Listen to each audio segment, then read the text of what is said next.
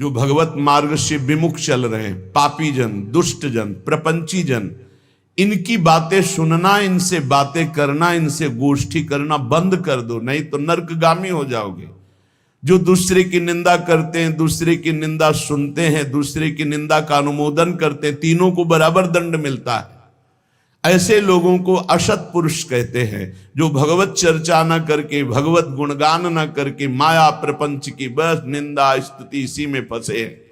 ऐसे लोगों का संग न करे। ऐसे लोगों के कान में शब्द नहीं पड़ने चाहिए, अंगुली डाल लेना चाहिए। श्रवण मूंद न त चले पर आई, कान में अंगुली डाल के वहां से हट जाना चाहिए। शून्य मशताम गोष्ठी सुशक्तम। प्रायः ये बातें बहुत अच्छी लगती हैं। जब किसी की निंदा होती है ना, तो मलिन अंतःकरण बहुत गौर से सुनता है, और जब सत्संग होता है ना, तब प्रपंच की याद आती है, भागता है मन संसार में। और जो शतुगुणी भगवत कृपा पात्र होते हैं, जब प्रपंच होता है तब उनका मन भागता है, बिल्कुल नहीं लगता। और जब सत्संग होता है तब एकाग्रता पूर्वक पान करते हैं। इसलिए शून्य मशताम गोष्ठीषु, ये जो दुष्ट जन है, जो कुसंगी जन है, जो दूसरे की निंदा करते हैं, अरे कहाँ भगवत आनंद की रसानुभूति करने के लिए मानव देह मिला है, और कहाँ ऐसे गंदे लोगों का संग करके जो दूसरों की अवहेलना, दूसरों की निंदा, पूरा जीवन केवल इसी बात में है। सतमार्ग ग्रहण करो, सच्चाई से चलो, नाम जप करो, विश्व में अपने आप तुम्हारी कीर्ति हो जाएगी। निंदा करने से, अपमान करने से, विरोध करने से तुम्हारा पतन हो जाएगा। समय का इंतजार करो। असत मार्ग में चलते हो दंड मिलेगा, सत मार्ग में चलते हो भगवान मिलेंगे। समय का है। जब तक समय, भगवान ने पांडवों को यही कहा था कि तुम सर्वसमर्थ हो, तुम 12 वर्ष वनवास और 1 वर्ष अज्ञातवास के योग्य नहीं हो, पर मैं तुम्हें सलाह देता हूं, समय है, काट लो। अगर चुप होकर समय काट लिए तो फिर परिणाम में देखना है, सब नष्ट हो जाएंगे अपने आप। समय महाबलवान है। विदुर जी ने भी जिस समय लाक्षागृह में भेजा गया पांडवों को, तो विदुर जी ने कहा, मैं जानता हूं तुम सब समर्थ हो, लेकिन मेरी सलाह है, इस समय तुम्हारे अनुकूल नहीं, गुप्त हो जाओ, कोई जान ही ना पावे कि मरे कि बचे। हम तुम्हें सुरंग के व्यवस्था किए देते हैं, उससे जंगल में निकल जाना, और जब तक समय अनुकूल ना आवे तो कोई जान ना पावे कि तुम जिंदा हो। समय बड़ा बलवान है। ये असत आचरण करने वाले, पापाचरण करने वाले, ये सदैव पतन को प्राप्त होते हैं, पर इनको समय का ज्ञान नहीं है। इसलिए महापुरुष जन कहते हैं, शून्य मसताम गोष्ठीषु, ये दुष्ट पुरुषों का संग त्याग दो। अरे कानों से भगवत चर्चा, महामहिमा, महाभागवतों की सुननी है, ये निंदा स्तुति सुननी संसार की। असताम, असत कौन है? जो भगवत वार्ता विहीन, जो भक्त महिमा विहीन, केवल संसार की, प्रपंच की बातें करते रहते हैं। उनको किसी से मतलब नहीं, उनको भगवान से बिल्कुल मतलब नहीं। उनको मतलब है अपनी ख्याति से, अपने भोग वासनाओं की पूर्ति से, अपनी वाहवाही से। ऐसे असत पुरुषों के संग का त्याग कर दे। और अशक्तम, कभी काम, क्रोध और अहंकार की वशीभूत ना हो जाए। ऐसा कभी दोष ना आने पावे कि आप काम से उन्मत्त हो गए, क्रोध से उन्मत्त हो गए, अहंकार से उन्मत्त हो गए, तो फिर ये बलात् आपको नष्ट कर देगा, बलपूर्वक। काम क्रोधो मदादि भी प्रतिपदम निष्प्रियमाणम बलात्, ये तुम्हारा अप्रिय कर देंगे। आज तक कोई कामी पुरुष, क्रोधी पुरुष, अभिमानी पुरुष कभी मंगल को प्राप्त नहीं हुआ, सदैव अमंगल हुआ है। असत पुरुषों का संग त्याग दो, और काम, क्रोध और अहंकार की वृत्तियों पर शासन करो। शासन वही कर सकता है जो सत्संग सुनता है, जो नाम जप करता है, उसकी बुद्धि पवित्र होती है। पवित्र बुद्धि मन पर शासन करती है, तभी काम, क्रोध और अहंकार मिटता है, विचार के द्वारा मिटता है। परम पवित्र विचारों के द्वारा अहंकार का नाश होता है, कामनाओं का नाश होता है। और क्रोध की स्वयं सत्ता नहीं, क्रोध तो काम से प्रकट होता है। कामा संजायते क्रोधा। अगर हमारी कामनाएं भगवत मार्ग के अनुकूल हों तो कभी क्रोध आएगा ही नहीं। जब देह भाव की कामनाएं होती तभी क्रोध आता है, जब प्रतिकूलता होती तभी क्रोध आता है। इसलिए कह रहे, सदैव काम, क्रोध और अहंकार को विचारों के द्वारा, पवित्र विवेक के द्वारा इसका दमन करते रहो। नहीं, निश्चित ये तुम्हारा नाश कर देंगे। नैवम द्वंद्व तितिक्षमीषदपिमाम चेत सक्षमा सत्कृपौ। सर्दी गर्मी, अनुकूलता प्रतिकूलता, मान अपमान, जय पराजय, निंदा स्तुति, ये द्वंद्व हैं, इनको सहना होगा। यदि आपको अध्यात्म की ऊंचाई पर चढ़ना है तो इनको सहना होगा। भगवान की कृपा से ये भक्तों को मिलते हैं। संसारी पुरुष तो इसी में पिस जाता है, द्वंद्वों में। ये द्वंद्व की चक्की है, चलती चक्की देख के दियो कबीरा रोए, दो पाटन के बीच में साबित रहा न कोई। ये लाभ हानि, जय पराजय, दुख सुख, मान अपमान, निंदा स्तुति, ये ऐसे माया के पाठ हैं दो, इसमें सब पिसते रहते हैं। तो बोले बचा कौन? तो चलती चक्की देख के दिया कमाल ठठाए, और रहा सहारे कील के तो बाल न बाका जाए। ये द्वंदात्मक संसार चक्र जिसे चलता है वो कील है भगवान। जो भगवान की शरण में चला गया उसका बाल बांका भी ये द्वंद्व नहीं कर सकते। श्रीपाद करे नैव द्वंद्व तितिक्षमी सदम चेतक सक्षमा सत्कृपौ। ए भाई, सर्दी गर्मी, निंदा स्तुति, मान अपमान, इनको सहन कर लो। यदि इनको सहन नहीं किए तो नष्ट कर देंगे। ये तुम्हारी भावना भगवत मार्ग में नहीं चल पाएगी। इन द्वंद्वों को सहना सीखो, गर्मी को, सर्दी को, मान को, अपमान को, अनुकूलता को, प्रतिकूलता को। सत्कृपौ दार्यात्वम जननी वरक्षस्तदानंदा में वृंदाटवी। मुझे विश्वास है कि वृंदावन मां की तरह रक्षा करता है, इसलिए ना मैं काम क्रोध पर विजय प्राप्त कर पाया, ना मैं द्वंद्वों को सह पाया, ना मुझे धर्माधर्म का विचार है, और ना ही मैं असत पुरुषों की संगोष्ठी छोड़ पाया। पर फिर भी विश्वास है कि मैं सब तज करके वृंदावन आया हूं। पूर्व का जीवन ऐसा रहा तो भी वृंदावन मुझे क्षमा करके भगवत प्राप्ति करा देगा। अर्थात श्रीपाद कह रहे भाव है कि जिसके इतना भी विवेक नहीं कि धर्म क्या अधर्म क्या, जो गंदे लोगों का संग करता रहा है, जो कामी रहा है, क्रोधी रहा है, अहंकारी रहा है, जो हर द्वंद्वों में पिसता रहा है, वो भी यदि वृंदावन आ जाए, सत्संग सुने और रसिकों का संग करे तो वो भी भगवत प्राप्ति का अधिकारी हो जाएगा।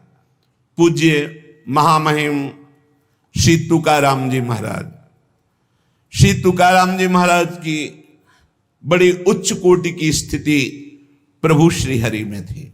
अमोघ संत श्री तुकाराम जी जिस समय भजन मार्ग में आगे बढ़े, अभ्यास चल रहा है भजन का, तो एक प्रबल इच्छा जागृत हुई, भगवान कब मिलेंगे। ये बहुत बड़ी स्थिति होती है जब किसी के हृदय में ये पीड़ा होने लगती है कि भगवान कब मिलेंगे। कोई विशाल हृदय ऐसा जिसके हृदय में एक बात आ गई, हाय मेरा आज का भी दिन गया, भगवान कब मिलेंगे। हाँ, तड़पन प्रकट हो जाना, क्या भगवान मुझ पर कृपा करेंगे। ये जितनी बातें हैं ये सच्चे भजन करने वालों के हृदय में आने लगती हैं। क्या भगवान मेरे भजन को देख रहे हैं? क्या वो मेरी ये लाज रखेंगे कि मुझ जैसे अधम को भी प्रभु मिल जाएंगे, मुझे भगवत साक्षात्कार हो जाएगा। अत्यंत अधीर हो गए, अत्यंत अधीर हो गए। क्या मेरा उद्धार हो पाएगा? क्या श्री हरि मुझ पर अनुग्रह करेंगे? क्या पांडुरंगा मुझे दर्शन देंगे? क्या पांडुरंगा ऐसे किसी महात्मा का दर्शन कराएंगे जिसको भगवत साक्षात्कार हो गया है? क्या भगवान मुझ पर संतुष्ट हैं? उनका चित्त ये बातें सोच सोच कर विकल होता कि ना भगवान का साक्षात्कार हुआ, ना ऐसे महात्मा का हमें साक्षात्कार हुआ जिनको भगवान मिल गए हैं। मेरी बुद्धि स्थिर कब होगी? मैं भगवान के रहस्य को कब जानूंगा? क्या शरीर छूटने से पहले ही पांडुरंगा का दर्शन हो जाएगा, विठ्ठल भगवान का? जब दर्शन होगा तो मैं उनके चरण पकड़ लूंगा, उनके चरणों में लूटूंगा। गदगद कंठ होकर रोने लगते, कहते ये कब होगा? ऐसा कब होगा? मेरे सामने प्रभु होंगे, मैं उनके चरणों में लौट जाऊंगा, रोऊंगा बार बार, और वो मुझे करुणा करके फिर उठाकर अपने हृदय से लगाएंगे और तुकाराम जी रोने लगते। ये देखो भक्तों का सुख, क्या विचार चल रहे हैं, उनके विचार कहाँ हैं। यही भजन की उन्नति है, जब विचार हमारे ऐसे चलने लगे। क्या मैं देख पाऊंगा कि चारों तरफ से प्रभु अपनी भुजाओं से मुझे आवेष्टित करके गले से लगाए हैं? कैसा रूप होगा मेरे प्रभु का, मुझे कैसी अपार शांति मिलेगी, मुझे कैसी तृप्ति मिलेगी। बस यही धुन चलने लगी श्री तुकाराम जी के। अब वो अपने मन ही मन ये सब भाव करते। एक दिन एक भाव बड़ा दृढ़ हो गया इन भावों में से कि मुझे ऐसे संत पुरुष का दर्शन मिले जिन्होंने भगवान का साक्षात्कार किया हो, जिसने प्रपंच का पूरा बही खाता ही उड़ा दिया हो, कोई प्रपंच नहीं, एकमात्र भगवान में लीन। क्या ऐसे संत मुझे मिलेंगे? तुकाराम जी के हृदय में प्रबल लालसा। जितने पद लिखे थे, पीछे आपने सुना था कि इंद्राणी जी में बहा दिए, लेकिन एक भी शब्द गीला नहीं हुआ। जेव कते विठल भगवान अपने पास उस वाणी को उठा लिए। तुकाराम जी ने कसम खाई, जिंदगी में कभी किसी के आगे हाथ नहीं फैलाऊंगा और किसी का प्रतिग्रह नहीं स्वीकार करूंगा। अगर स्वीकार करूं तो मुझे पाप लगे। शपथ है, मैं कभी किसी का प्रतिग्रह नहीं लूंगा। और घर जाना छोड़ दिया। एकांत में बैठकर विठल विठल। कुछ लोग निंदा करने लगे, धर्म का ज्ञान नहीं है, अपने धर्म का त्याग कर विठल विठल बोलते रहते। एकांतवास और वायुवेग से समस्त ग्रंथों का अध्ययन। वायुवेग माने बहुत तीव्रता से, फंसना नहीं। हर ग्रंथ देखते सार बात क्या है, सार बात क्या है, सार बात हरि भजन है। बस सब ग्रंथों को देखकर हरि भजन में राम कृष्ण हरि, जय जय राम कृष्ण हरि। कभी इसी का जप करते, कभी इसी का कीर्तन करते, कभी सुमिरन करते। हा पांडुरंगा, हा विश्वात्मा, ऐसे पुकार पड़ते तुकाराम जी। कभी कभी कहते हैं, कौन बतावे मेरा पांडुरंगा कैसे मिलेगा, कहां मिलेगा, कैसे दर्शन होंगे। तुकाराम जी के प्राणों में उथल पुथल हो रहा था। भगवान कल्पवृक्ष हैं, चिंतामणि हैं, उनका भक्त जो जो चिंतन करता है वो सब बातें भगवान पूर्ण करते हैं। ये अनुभवी भक्तों को अनुभव है कि भगवान चिंतामणि जो जो चिंतन किया वो भक्तों को प्रदान किया। उपासना उसी की सार्थक होती है जिसको सदगुरु मोहर लगा देता है। तुकाराम जी को विश्वास था कि मैं जिस रास्ते पर चल रहा हूं बिल्कुल ठीक रास्ता है। जो मैं जप रहा हूं राम कृष्ण हरि, ये परम महामहिम है। पर अगर यही मुझे सदगुरु मोहर लगा देते कि तुम्हारा मार्ग सही है, तुम जो जप रहे हो ये ठीक जप रहे हो, तो निश्चय मेरा चित्त आनंद से युक्त होकर इस मार्ग में दौड़ पड़ता। लेकिन बार बार मेरा चित्त लड़खड़ाता है कि मैंने गुरुदेव का वर्ण नहीं किया। जब तक गुरुदेव नहीं मिलते तब तक शांति कैसे मिल सकती है। अपना रास्ता सही है ये गुरुदेव से ही विश्वास होता है। ग्रंथ पढ़ करके जो बात समझी जाती है वो भगवत प्राप्ति गुरु के द्वारा होती है। ग्रंथ पढ़ करके ज्ञान के द्वारा माया का नाश नहीं किया जा सकता। इसलिए उपनिषद भी कहते हैं, नायमात्मा प्रवचनेन लभ्या न मेधया न बहुना श्रुतेन। जहां बुद्धि नहीं पहुंच पाती उस पद का साक्षात्कार गुरु कृपा से होता है, पढ़ने लिखने से नहीं होता। कि हम उपनिषद पढ़ लिए तो तत्व ज्ञानी हो गए, तत्व बोध प्रायसा नहीं।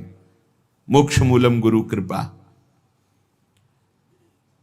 स्वानुभव प्राप्त साक्षात्कार किए हुए महात्मा का अगर एक क्षण का समागम हो जाए तो परमार्थ की सारी विद्याएं अपने आप प्रकाशित हो जाएं। तुकाराम जी उसी समय का इंतजार करते हुए समय व्यतीत करने लगे जब मेरे सदगुरुदेव मुझे ढूंढ लेंगे या मैं सदगुरुदेव को ढूंढ लूंगा। उस समय का इंतजार कर रहे।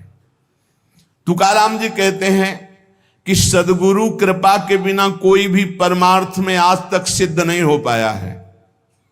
बिना गुरु चरण कृपा के, बिना रज के ये तमोगुण का नाश, अहंकार का नाश नहीं होता, निर्मल ज्ञान उदय नहीं होता। आत्मज्ञान उसी को प्राप्त होता है जो गुरु निष्ठावान होता है, जिससे जड़ चेतन ग्रंथ का भेदन होकर जीवन मुक्त महापुरुष होता है। वो केवल गुरु कृपा से ज्ञान होता है, वो पढ़ने लिखने से नहीं होता है। समग्र वेद शास्त्र पढ़ डाले, योग आदिकों का खूब अभ्यास कर ले, कभी उसको सफलता नहीं मिलेगी जब तक गुरु कृपा नहीं होगी। कमाई तो अपने ही परिश्रम से होती है, पर मोहर गुरु कृपा से लगती है। भगवान के दरबार में उस तपस्या, उस स्वाध्याय, उस योग, उस ज्ञान का कोई मूल्य नहीं है जिस पर गुरु कृपा की मोहर नहीं लगी। वो सिक्का नहीं चलेगा। चाहे जितनी साधना कर लो, चाहे जितना शास्त्र स्वाध्याय ज्ञानी बन जाओ। श्री तुकाराम जी महाराज, भगवान के दरबार में उसका कोई मूल्य नहीं होता जब तक गुरु की मोहर नहीं लगती। अत्यंत सूक्ष्म और विशुद्ध बुद्धि के द्वारा जो ज्ञान प्राप्त होता है वो गुरुदेव की कृपा से, अत्यंत शुद्ध सूक्ष्म विशुद्ध बुद्धि जो होती वो गुरु कृपा से होती है। जो अहंकार से शास्त्रों का ज्ञान प्राप्त होता है वो माया को निश्शेष नहीं कर सकता, माया पर विजय प्राप्त नहीं कर सकता। जब भगवान श्री राम प्रकट हुए, भगवान श्री कृष्ण प्रकट हुए, उन्होंने श्री गुरु चरणों का आश्रय लिया, तब और जीवों की तो बात ही क्या है।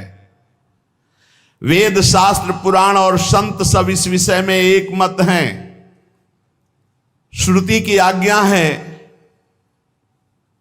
शाब्दे परे च निष्णातम ब्रह्मण्युपसमाश्रयम। जो वेद शास्त्र पुराणों की व्याख्या में निपुण है और ब्रह्मनिष्ठ, जो स्वरूप का साक्षात्कार किए हुए हैं, ऐसे सदगुरु की प्राप्ति बड़ी दुर्लभ है। श्रोत्री ब्रह्मनिष्ठ, शाब्दे परे च निष्णातम ब्रह्मण्युपसमाश्रयम। जो समस्त शब्द ब्रह्म के पारगामी विद्वान और पर ब्रह्म की अनुभूति से युक्त हैं, ऐसे सदगुरुदेव की प्राप्ति अत्यंत दुर्लभ है। ऐसे सदगुरुदेव की शरण लेने के लिए गीता में भगवान कह रहे हैं, तद्विद्धि प्रणिपातेन परिप्रश्नेन सेवया। उनके सामने साष्टांग दंडवत होकर आत्मसमर्पण करके उनकी सेवा करके उनको प्रसन्न कर लो। आचार्यवान पुरुषो वेद, जिसने गुरु के चरण पकड़ लिए वो भगवान का रहस्य जान जाता है। षडंगादि वेदो मुखे शास्त्र विद्या कवित्वादि गद्यम सुपद्यम करोति गुरोरंघ्रि पद्मे मनश्चेन्न लग्नम ततः किम ततः किम ततः किम ततः किम। सब वेद पुराण शास्त्र सब याद कर लो, कंठस्थ कर लो। बहुत पद रचना में तुम्हारी प्रवेश बुद्धि है, बड़े बड़े कवित्व, बड़े बड़े पद रच लो, लेकिन गुरु चरणों में रति नहीं है। तथा किम तथा किम तथा किम तथा, तो क्या मिला क्या मिला क्या मिला, कुछ नहीं मिला, कुछ नहीं हुआ। षडंगादि वेदो मुखे शास्त्र विद्या, सब कंठस्थ है। कवित्वादि गद्यम सुपद्यम करोति, बड़े बड़े कवित्व की रचना तत्काल कर दे, पर गुरोरंघ्रि पद्मे मनश्चेन्न लग्नम। यदि गुरुदेव के चरणों में तुम्हारी लगन नहीं, गुरु कृपा तुम्हें प्राप्त नहीं है, तो ततः किम ततः किम ततः किम ततः किम, ये सब व्यर्थ हो गया, किस कार्य में आया। महद्भाग्य से भगवत प्राप्त सदगुरु का मिलन होता है।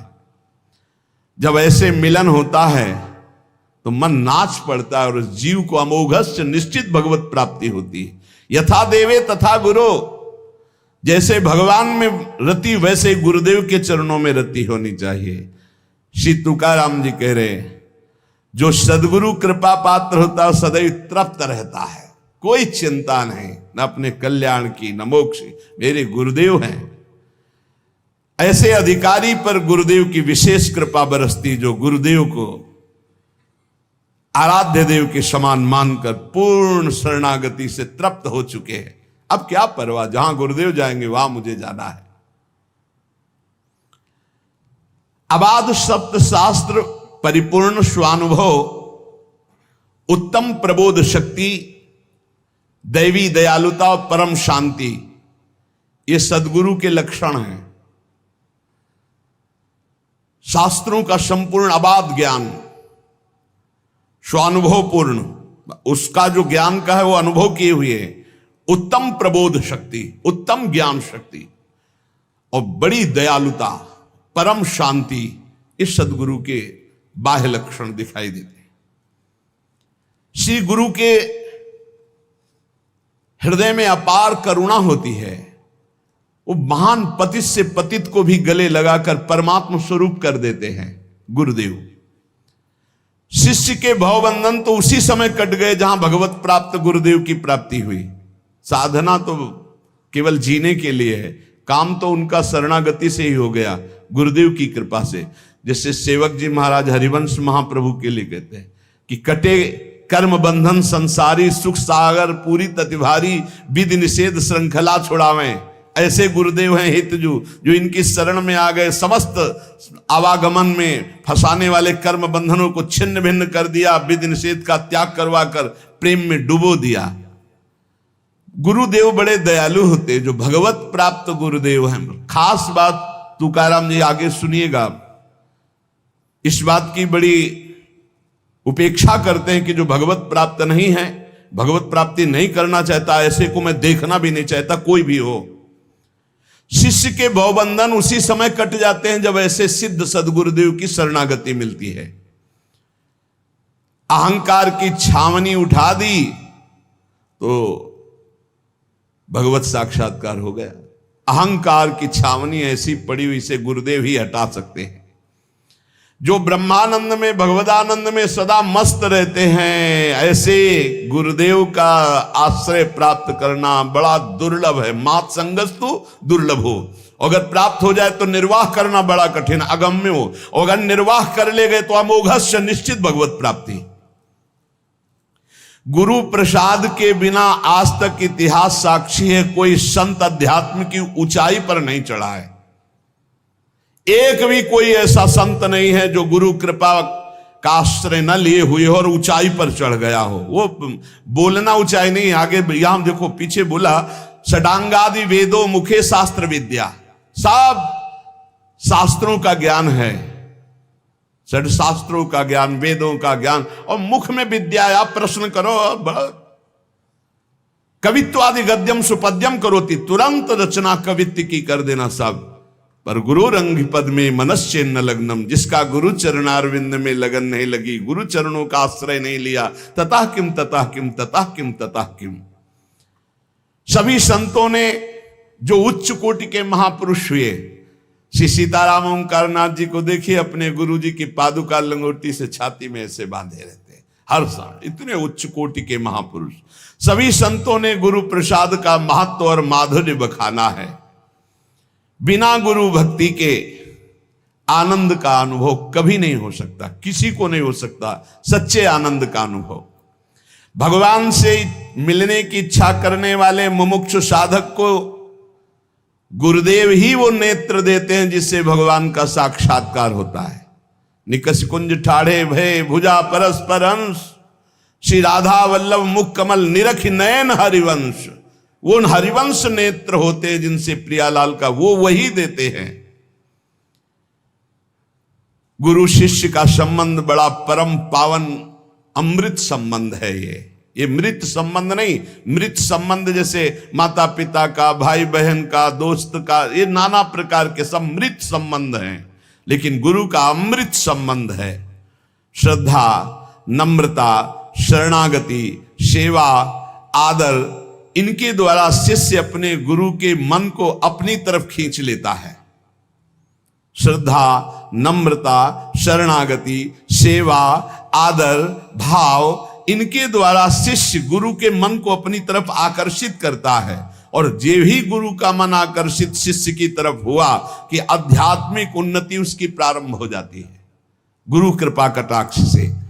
विशेष ध्यान रखने की बात यहां तुकाराम जी कह रहे हैं कि ये गुरु शिष्य का नाता सांसारिक नाता नहीं है, ये भागवतिक संबंध है, ये प्रेम नाता है। यहां प्रचंड अध्यात्म शक्ति संपन्न महात्मा को गुरु माना गया है, प्रचंड अध्यात्म शक्ति संपन्न, स्वानुभूति ज्ञान की चरम सीमा में पहुंचा हुआ। स्वानुभूति ग्रंथों से नहीं प्राप्त होती, पृथ्वी का पर्यटन कर डालो, बहुत ध्यान से सुनना सी तुकाराम जी की वाणी, ये स्वानुभूति ग्रंथों से नहीं प्राप्त होती। पूरी पृथ्वी की परिक्रमा कर डालो, सारी भूमि को चरणों से नाप डालो, हिमालय, काकेशय, आल्पस, इन बड़े बड़े पर्वतों को लांघ जाओ, समुद्र की गहराई ले लो, तिब्बत देश देख लो, एक एक जंगल छान डालो, स्वानुभव यथार्थ धर्म के रहस्य को छान डालो, पर बिना गुरु कृपा के त्रिकाल में तुम माया मुक्त नहीं हो सकते। ये असंभव कार्य भले संभव कर लो, लेकिन बिना गुरु कृपा के तुम माया मुक्त नहीं हो सकते। इसलिए जब किसी पर भगवान की कृपा का उदय होता है तो गुरु के लिए तड़पने लगता है कि मुझे ऐसे भगवत साक्षात्कार किए हुए सदगुरु मिले। सर्वांतःकरण से श्री गुरुदेव की शरण जिसने ली, ऐसा समझ लो कि परब्रह्म की साक्षात प्राप्ति हो गई। गुरु साक्षात परब्रह्म तस्मै श्री गुरुवे नमः। बस जरूरत है ऐसे गुरुदेव के बच्चा बन जाने की। जैसे बालक अबोध होता है तो मां को चिंता होती है कि कब दूध पिलाना है, कब उसको भोजन पवाना है। बालक थोड़ा विवेकी हो गया, अब उसको चिल्लाना पड़ेगा कि मुझे भोजन दो, भूख लगी है। बोले अबोध बच्चा की तरह बन जाओ, गुरु अपने आप देने लगेंगे, अब इसको क्या देना है, अब इसको क्या देना है। बालक अनन्य भाव से जैसे मां के अधीन रहता है, ऐसे शिष्य को गुरु के अधीन रहना चाहिए। तुम धन्य हो जाओगे। तुकाराम जी कहते हैं मेरी बात मान लो।